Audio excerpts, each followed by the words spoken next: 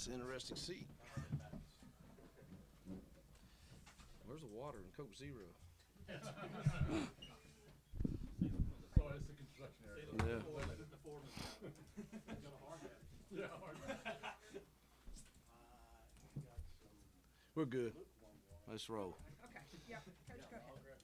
Look, it's been a long time since Auburn played well up here, and you know, I think Clark and his kids, man, they play hard, and they play the full 60 minutes like it's supposed to be played, and you know, I think our kids really competed well and did some really nice things, some not so nice things at times too. But truthfully, I really believe without the penalties and the drops, the game's out of hand, and you know.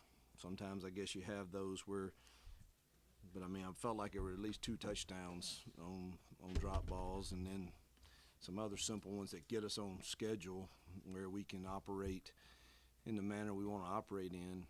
And so I'm proud of our defense. I felt like, I don't know that I'm right, but it felt like we were really good on third down until the second half.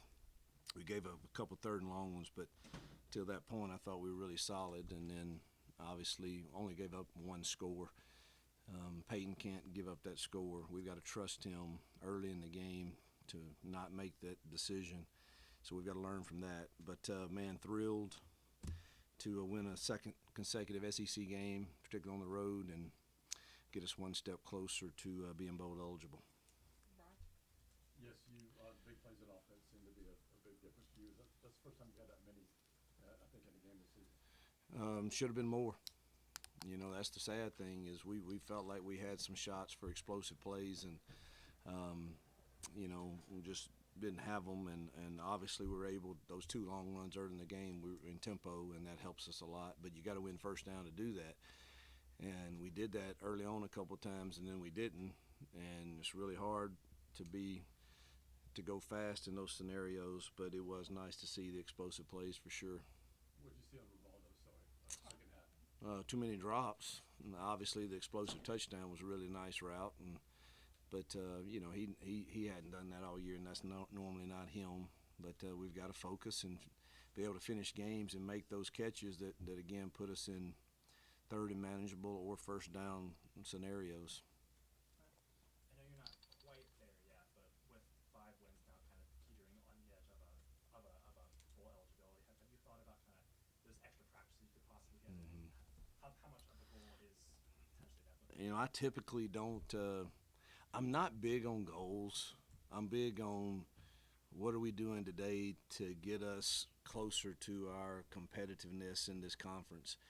But I kind of went away from that some and made it clear that this was I erased all our themes from the first half of the season. I put our last 5 games up and said, look, the first logical step in our rebuild here is gaining bowl eligibility, which we've done every year I've taken over a program in the first year, whether it was Arkansas State, Ole Miss, or Liberty.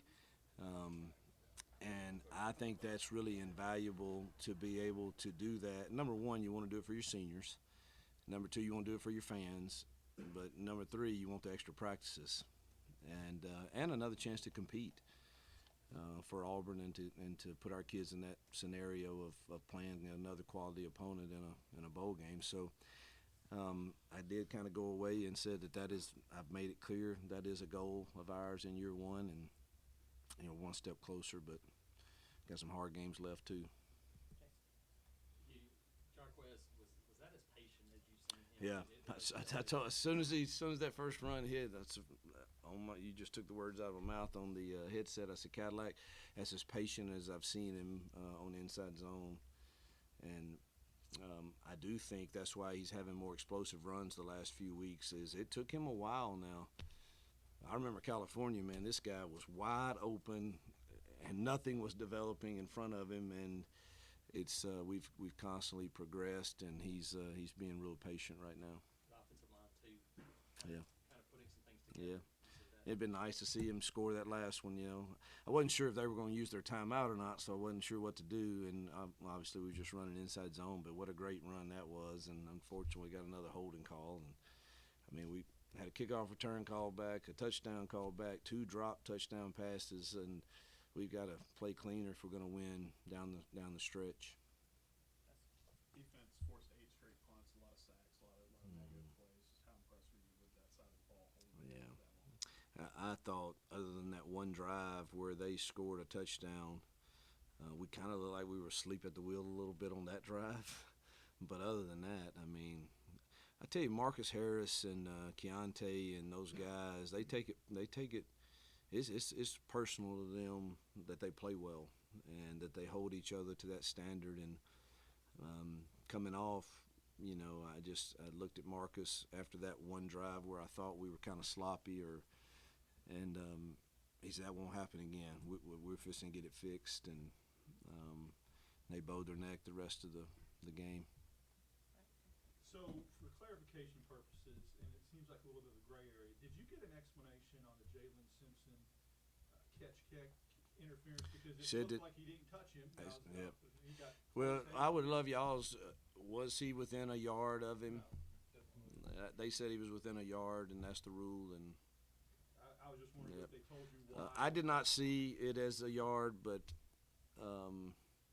that was their interpretation, is that he was inside the yard of the receiver's opportunity to catch the ball. I guess other than obviously the drop passes, what did you see as kind of how Peyton was able to progress, made a lot of good throws in the third quarter, and how good was the offensive line's protection as the game went on? We didn't protect extremely well, but some of that was Peyton and backs. We went the whole first half and never redirected the protection to boundary gut cross, and you could see it. So we should have got that, and we fixed that at halftime. But then the back totally blew a protection one time, and so it's not always the O-line. But starting the third quarter, we protected very well because we ripped off 2 touchdowns pretty quick. So they played solid. It's hard for me to really say until I watch the film on exactly how good or the O-line did. To be able to come on the road and win with all the plays that you didn't make, is that showing progress for this team, even though it wasn't there all the time? Well, look. I mean, you look at all the scores when they play here, and they're all. I mean, I didn't sleep a wink last night, truthfully, because man, all I see is. Them playing Georgia and Missouri here, which are 2 really good teams. I mean, those games were dogfights well into the third quarter. And so they had my full attention, I assure you, and to still win after leaving so many plays and 2 touchdowns called back and leaving plays out there, I think does speak that we're improving. But obviously, I wish we would play a little better too.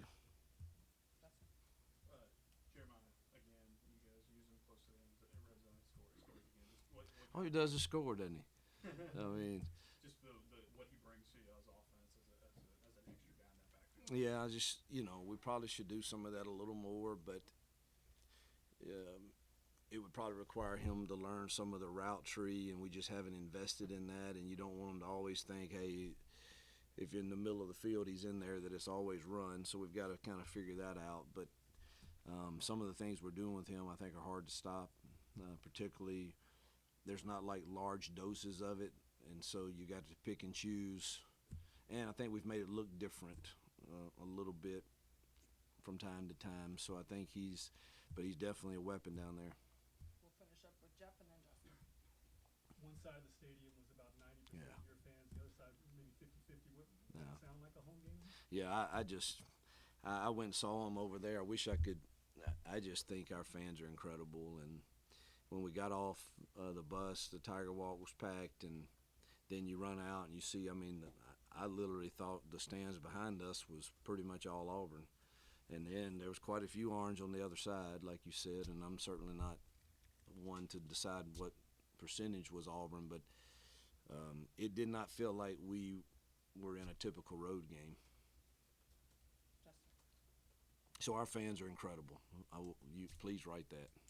And our cheerleaders and our band and the beat writers. Most of the time. DJ James, talk about the game he had a couple and Will Shepherd a Wow, lot. 7 tackles for DJ is pretty impressive because he's not one that he's not a tackling machine typically. I thought he and Mighty did a great job of really being patient in coverage on those deep balls and really looking and being in phase and getting their eyes to the ball and making plays on the ball. And Shepard's a really, really good talent. And so I thought DJ and Pritchard and the young kids did okay too. I mean, we got beat on a little middle seam route in Tampa too, and an over route, but one of those was a linebacker. But I think DJ and Pritchard played really, really. I thought they played really solid.